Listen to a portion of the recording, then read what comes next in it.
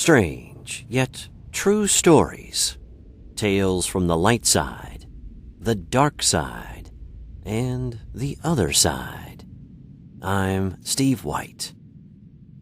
Bigfoot nearly broke the deer in half. The following story was originally submitted to Sasquatch Chronicles. Check out their website at sasquatchchronicles.com. I'm from north central Alabama. My dad is an electrician, and I have been helping him out when I can for most of my life.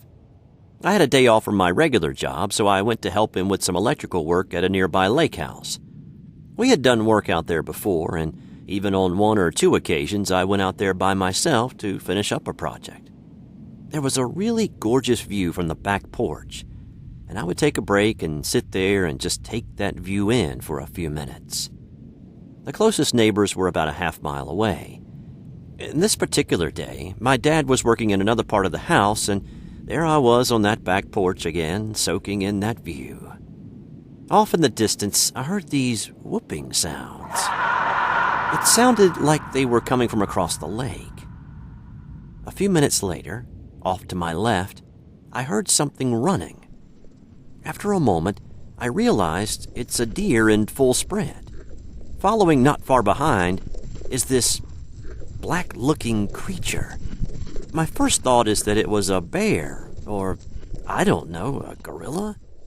That didn't make any sense to me, but it was the first thing that came to my mind, and let me tell you, this, whatever it was fast. The deer and the creature crossed in front of the house near the water line, and from my right, coming down the hill, is another one of these creatures, and this one tackles the deer, and they both fall into the water. The deer is scrambling to get out of the water, and then I see the creature come up, grab the deer's neck, and break it nearly in half. The other one beat its chest and made a yelling kind of noise. The creature in the water throws the deer over its shoulder, and the two creatures walk back up the hill. They were about 75 yards or so from where I was on the back porch of the house. I was still trying to process what I saw. I've seen bears before, but this was not a bear. They don't run as fast as these creatures did, and they don't walk around on hind legs. There have been confirmed sightings of panthers in Alabama, but this was not a panther. Again, panthers don't sling their kills over their shoulders and walk on two legs up a hill. As I watched them make their way up the hill, I began to understand how big these creatures were. They were 7 or 8 feet tall. They had black hair all over their body, but none on their face. Have you ever seen the Planet of the Apes movies? That's sort of what these creatures looked like to me.